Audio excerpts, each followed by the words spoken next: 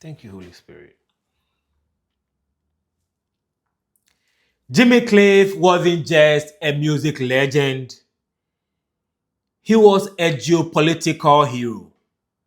He was the man who created the global image of Jamaica with the film The Harder They Come. He introduced the world to the beautiful sound of reggae music with the soundtrack of the movie, and now reggae music is the sound of resistance across the global south, from Asia to Africa, from Europe to Australia. He also created the template of the rebel poet that have come to be embodied by musicians like Bob Marley and Bob Dylan. So while Jimmy Cliff may have passed away on November 24th, 2025, his work and legacy will always remain with us. And that is why he deserves to be celebrated by everybody who loves art everywhere in the world. My name is Tenebi Tony. I'm a Ghanaian writer who lives in the US. On this channel, I talk about geopolitics from the perspective of an African. And to talk about Jimmy Cliff, we need to talk about where we are today. And to talk about where we are today, I want to talk about Beyonce. And bear with me, this ties directly to Jimmy Cliff. Beyonce has an album called Cowboy Cara. Beyonce's Cowboy Cara is a country album. And Cowboy Cara, the album, is not just music. It is Beyonce's attempt at claiming the black aspects of Americana. And there is a reason for that. The period between slavery and segregation was when the cowboy culture was created in Southern America. And I said period between slavery and segregation for a reason. Before segregation and Jim Crow laws made it impossible for black people and white people in America to relate because the government had an interest in keeping people separated. Black people and poor white people got along. And it was in this period when they got along that they introduced themselves to different things. Black people introduced, the drums and the finger picking style of guitar playing that became part of country music. White people introduced the Irish style of storytelling that also became part of country music. So country music is an amalgamation of different aspects of Southern culture, right? And so the cowboys who created country music were mixed race, and segregation happened, and they moved away from each other. But when Beyonce was trying to claim country music, she was met with resistance from people who do not know American culture as much as I, a person from Ghana, do. I'm not even kidding about this.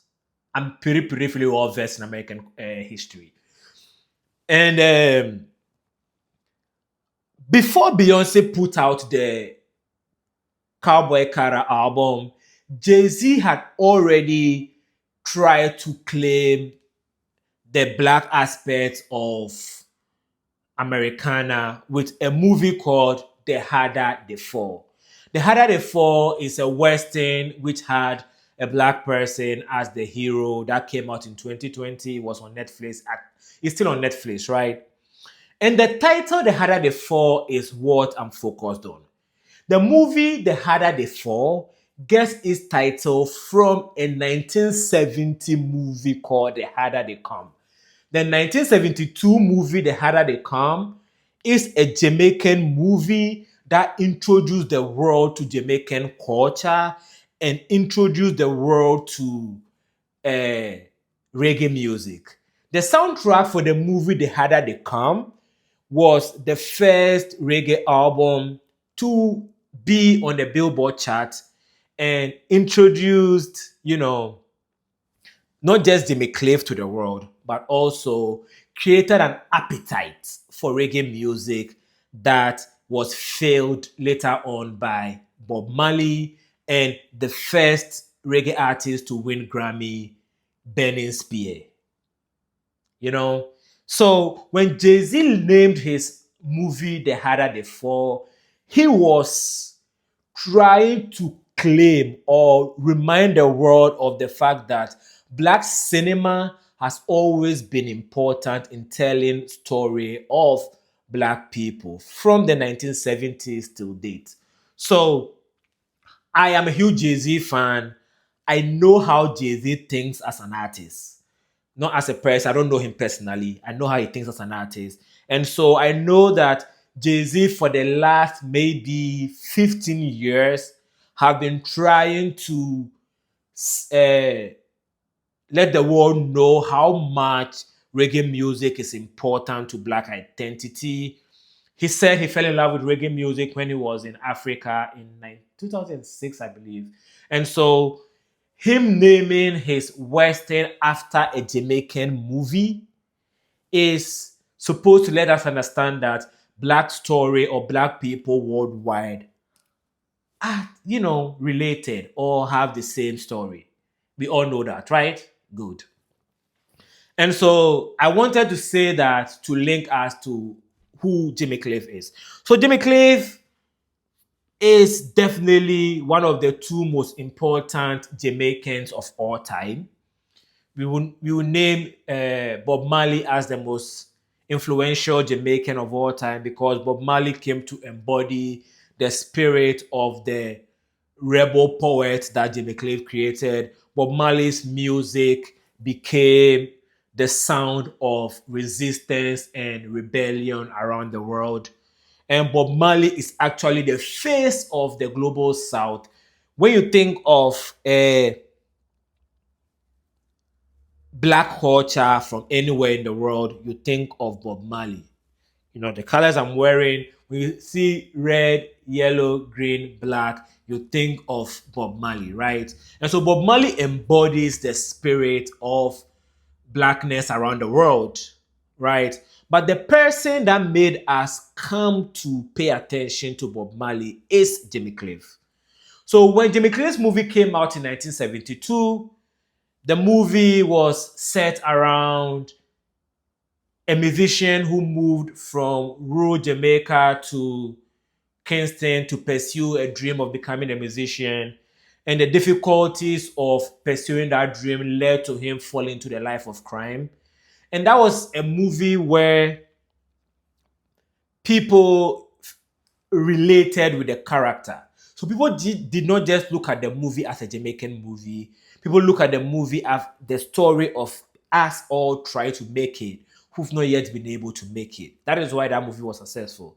And so the soundtrack for the movie also became successful. And songs like, you can get it if you really want, you gotta try, try and try, try and try. That song is a song by Desmond Dekker that came out years before the movie. That song was huge in Jamaica. I believe Desmond Dekker performed in Ghana before this point. But when the movie came out and the movie was successful in the US, the US is the media capital of the world. That song became huge in the US and then the rest of the world.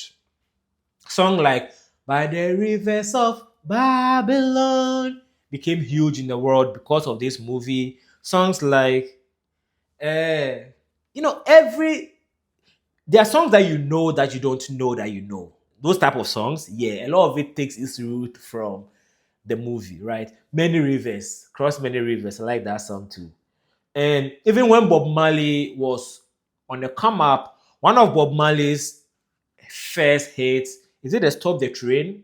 That is also based on a rhythm that was used in the movie. And so the influence of Jimmy Cliff and his 1972 movie cannot be overstated. I just wanted to point that out. And also, as somebody who talks about geopolitics, I always like to point out the fact that geopolitics and culture are related.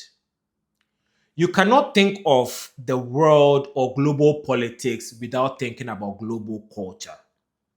And so people who influence culture are part of the story of geopolitics. That is why from time to time I talk about entertainment, because entertainment is part of culture and culture is part of geopolitics. The US has been able to successfully gotten everybody everywhere in the world to think of the US as a country of heroes because of Hollywood, right? And so geopolitics, soft power, and culture go hand in hand. And Jimmy Cliff being the person who put Jamaican culture on the map means that I have to celebrate him. And even personally for me, right? I fell in love with Jimmy Cliff, and Jimmy Cliff was the reason I love reggae music.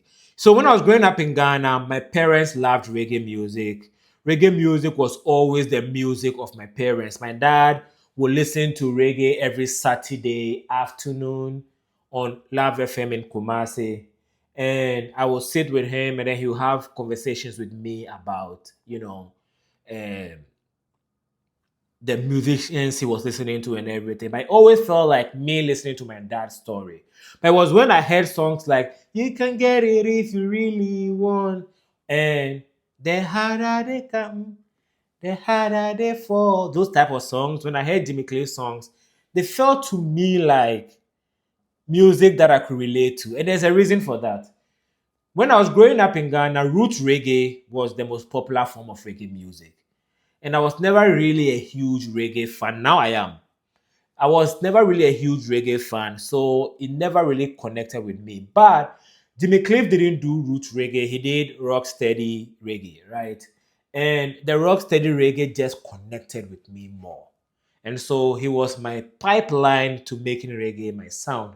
That is also why I thought doing this video to talk about him and celebrate his life is important. Thank you for watching. Subscribe to my channel and yeah, continue to play Jimmy Cliff's music. And let me know in the comments which reggae song made you fall in love with reggae music.